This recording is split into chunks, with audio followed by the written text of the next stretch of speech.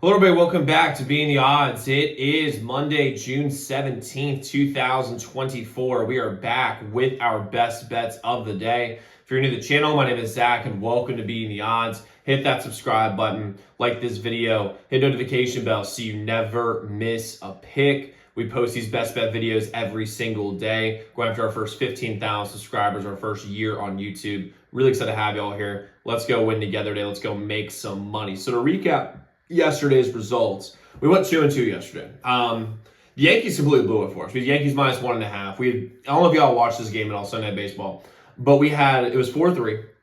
Yankees get bases loaded, no outs. We get no runs, and that was pretty much the end of it. Complete choke job. And then there was a play in the inning before that, in the sixth, where Juan Soto got walked, and the guy called a strike. It was a very obvious ball. And if you get 2 on, 1 out, and you got Aaron Judge up on the plate, and you can't really, you got to pitch to him because you don't want to load the bases for Giancarlo Stanton or Rizzo or Volpe or any of these guys, the game completely changes. But is what it is. Yankees minus 1.5 was nil. Dodgers minus 1.5, easy win. Pretty easy win. Sucks for Mookie, but a win there nonetheless. Over 8.5, Oakland, Minnesota for game 2 was the easiest win of the whole season probably so far. We hit that over in the second inning. Unbelievable.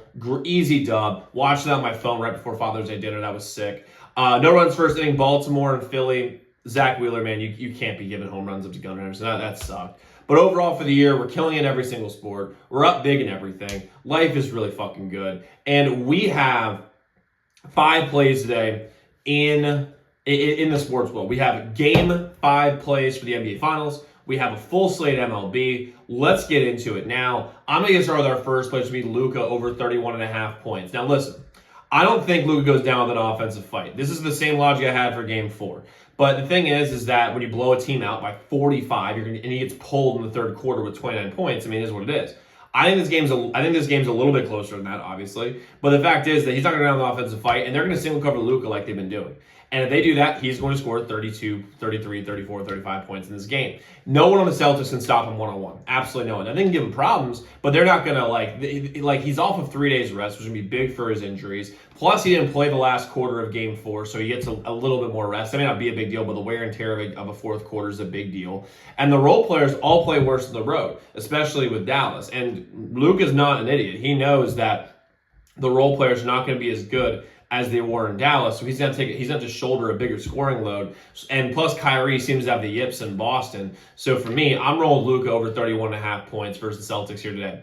Next, we go with Derek White over 15.5 points. Role players just play better on the road, and Derek White is a superstar in Boston. That's really what it comes down to. On the road, he's a good player. At home, he's he's unbelievable. And with how well Tatum and Brown played in games 3 and 4, the defensive game plan is going to be very, very much around Jason Tatum, Jaylen Brown stopping them. But here's the thing. What they're going to do is they'll probably just collapse in the lane for Tatum or Brown, and they're going to kick it to a wide open Drew Holiday or a wide open Derek White, And Derek White, I think, is going to get the vast majority of the touch. He's a better shooter than Drew, and I think he's going to have a lot of open looks today. A lot of open looks. I think he's going to have a lot of easy rim runs, just given that he is probably the fourth. I guess actually now with Porzingis out, the third option really. But they're going to be so focused on Brown and Tatum that it's going to leave open shots for Derek White. I love him at 15.5 points. Next, we go with the Cardinals. First 5, minus 0.5 versus the Marlins. First off, starting pitching is so far in the Cardinals' advantage. It's ridiculous. The difference between the ERAs is almost a 3-run difference. Bears playing horrible this year, has a 6.1 ERA. Sidney Gray has a 3.0 something ERA.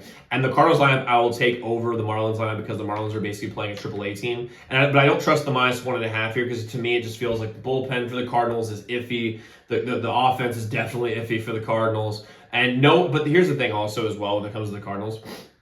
They're not no one cares about this Miami team that's playing. And the fact is, when they go into an empty stadium, they're going to have, I think they're going to get a boost. That's how I feel. I think they're going to have a boost. There's going to be no one in the stands. And with this Cardinals lineup, they don't really respond very well to pressure, even though they have the names where they should be able to. And I think they're going to be able to have a huge offensive game. So for me, I'm rolling Cardinals first 5, minus 0.5 versus the Marlins. Next, go with the Brewers. Team total over 4.5 versus the Angels. Soriano's okay for the Angels, but he's very, very, very hittable. I've seen this over and over and over again. And the Angels bullpen is the second worst in the entire league. They are terrible. They have 5.5 ERA as a team. And the Brewers are top 10 almost every single batting category, which is substantially different than last year. They're a hit for contact team. They get on base at a very, very high rate. They don't hit, by the way, they still hit a decent amount of home runs, like they're 13th in home runs for the year, but they're top 10 in everything else. So they're gonna be on the base pads plenty in this game. And the Brewers, they're also, the biggest thing is they're on the top of innings. And they're going to be able to run the score if this game is tight in the ninth inning, which is huge for a team total. Plus, I don't really think the Angels are going to have much of a home field advantage. No one really cares about the Angels, obviously, in Los Angeles. They're way more of a Dodgers town. So I'm rolling Brewers team total over 4.5 versus the Angels. And then lastly, we're going to the Cubs, first 5, money line versus the Giants.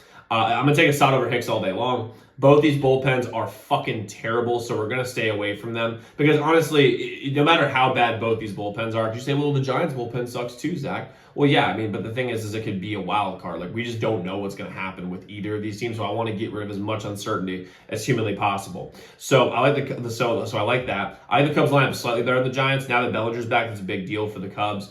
It's completely changed their lineup. I don't understand at all, by the way, how the total in this game is 10, given how bad these teams are offensively. But, I mean, just weird. The Cubs are at home. And plus, when you do the first 5 money line, if they do tie at 0-0, which is very possible with how bad both of these lineups are, it's not a loss. It's going to be at least a push. But I think the Cubs being at home, they have the better starting pitcher. They have the vision familiarity with the ball. I think they're going to be able to have a good game today and be able to win the first 5 innings. So I'm going with Cubs first 5 money line versus the Giants.